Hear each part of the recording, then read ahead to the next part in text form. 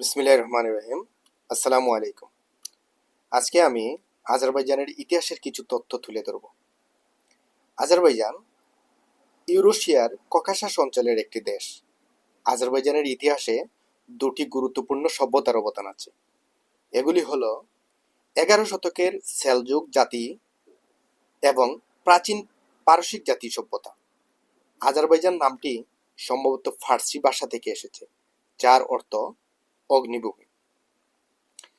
আজারবাইজানের খনিজ তেল সম্পদ প্রাচীন কাল থেকেই এগুলির সম্বন্ধে জানা ছিল এবং জোরতুষ্ট্রবাদের একটি কেন্দ্র হিসাবে এর ভূমিকা দুইটি নির্দেশ করা হয়।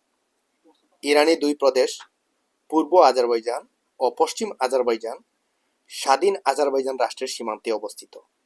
তবে আধুনিক যুগে এসে এই তিনটি একত্রে মিলে একটি মাত্র রাষ্ট্র গঠন করেনি। 642 খ্রিস্টাব্দে আরবদের আজারবাইজান বিজয় ও এখানকার লোকদের ইসলাম ধর্মে রূপান্তরের ঘটনার আগে আজারবাইজানের ইতিহাস কি ছিল তা সম্বন্ধে সঠিক জানা যায়নি। আরব সাম্রাজ্যের পতনের পর মঙ্গল জাতি আজারবাইজানের ধ্বংসলীলা চালায়।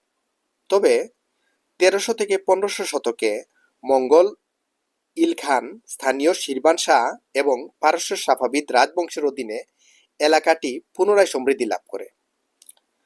ইউরোপ ও মধ্য এশিয়ার মধ্যকার স্থল বাণিজ্য পথের উপর এবং ক্যাস্পিয়ান সাগরের তীরে অবস্থিত বলেই বহু শতাব্দী ধরে রাশিয়া, পারস্য এবং উসমানীয় শাসকেরা আজারবাইজান দখলের লড়াইয়ে লিপ্ত ছিল।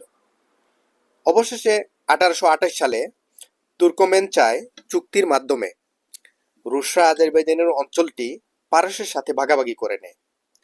একই সাথে স্থানীয় আজারবাইজানি খানদের রাজবংশের সমাপ্তি ঘটে। ওই সময়ে নির্ধারিত সীমান্তই আজারবাইজান ও ইরানের বর্তমান সীমান্ত নির্ধারণ করেছে।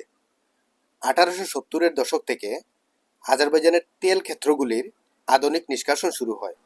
1920 সালের জানুয়ারি মাসে আজারবাইজান মিত্রশক্তির কাছ থেকে কার্যত স্বাধীন দেশ হিসাবে স্বীকৃতি লাভ করে, কিন্তু এপ্রিল মাসে রুশ সেনাবাহিনী এই স্বাধীনতার অবসান ঘটায়।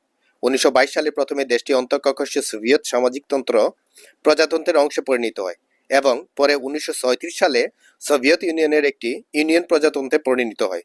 1980-র দশকের শেষের দিকে আজারবাইজানের অরাজকতা বেড়ে যায়। 1990 সালের জানুয়ারি মাসে বাকুতে এক সহিংস সংঘর্ষে সোভিয়েত সেনারা 1990 জন জাতীয়তাবাদীকে হত্যা করে। 1991 সালের 30 আগস্ট আজারবাইজান সোভিয়েত ইউনিয়ন থেকে স্বাধীনতা ঘোষণা করে।